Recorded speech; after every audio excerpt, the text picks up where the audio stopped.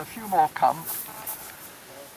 Okay, now here we're in a much more massive part of the chalk, of the Upper Cretaceous chalk. You can see it's not so cracked as before. It's still a little bit rubbly in places, but you can see why the chalk is such a good aquifer, because of the number of discontinuities, number of cracks that are within it. It's by no means a limestone like the Portland limestone, which of course is a different colour, but it doesn't have it has a far greater discontinuity density, which affects the permeability and the overall porosity. Okay, now the other thing I want you to notice, and it's probably on the beach behind you, what do you see in the chalk, apart from just chalk? Caves. Caves. Little caves. Yeah, we've got caves. What else? What else is contained in the chalk? Vegetation? No, some rock. Black Yeah, rock. some black rocks are in the chalk. Okay. You see some black rocks in the chalk. Okay. Now, what are those black rocks? Do you know? Limestone. No. The chalk is the limestone. Quartz. Yeah, it is quartz. It's not quartz. It's silica, and it's flint. Okay. Now, flint is a very common rock you find in the upper part of the chalk.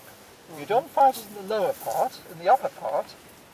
And the silica is probably derived from sponges that lived on the seabed when the chalk was deposited. Okay, siliceous sponges. But of course, you can see the flints in the chalk right up in the higher parts of the cliffs. Now, this is of course the reason why the gravel on the beach here is so rich in black pebbles. This is where your flint comes from. It's a result of the marine erosion of the chalk. Okay, and the other components will of course be quartz, which, as I've explained in the lectures, probably ad nauseum to you, is very resistant to chemical erosion. So notice the flints. Now, the flints, of course, have got big implications when it comes to engineering, particularly tunneling. If you can imagine a tunnel boring machine having to go through this, they're not just boring old chalk, but they'll have flints. And flint is very hard, as you know. Quartz has got hardness of 7, roughly. So a great deal of problems when you're boring through the Upper Cretaceous for tunnels. Okay. Now the other reason why we're here is to look at the caves here. Now, the caves. What do you think the origin of the caves is? Obviously marine erosion. But do you notice anything about the positioning of the caves? Yeah, they're on a fault. That's right. They're actually on a fault that runs just slightly up from the base of the beach. Okay, so the fault is running over from the left at about 1 or 2 meters high, a bit higher here, and then it continues along. What sort of fault do you think that is?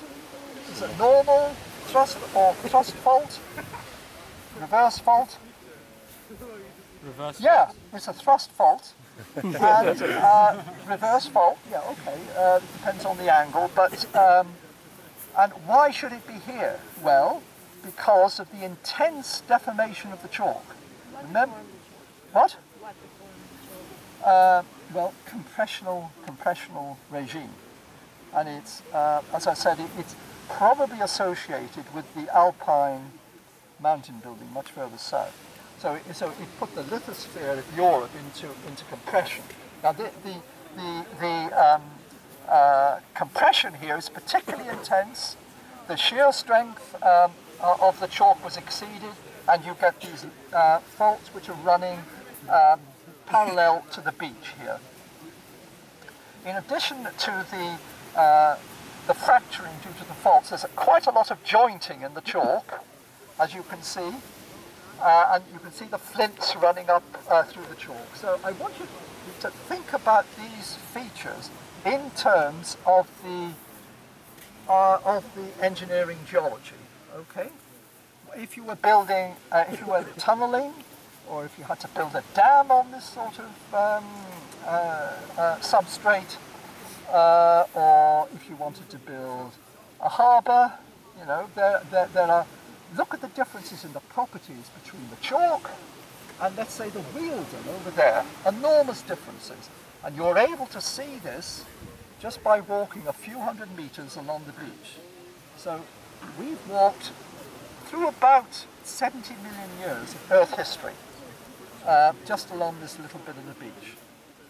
You mentioned, sorry, you mentioned something about a harbour. What was the point about the harbour? Think if you had to build a harbour with abutments against the chalk and the Wealden, what the differences and the problems would be. Very important to understand the underlying geology when you're considering any sort of major construction. Okay, so make some sketches, take a few photographs, and make a note particularly of the properties that you would be interested in as an engineer. And then we're going to go back up to the top, back to the coach, and the coach is going to be in the same place. It's not going to get any nearer to us. And then we'll go down to Lulworth and we'll have lunch at Lulworth. Okay? Are there any more talks?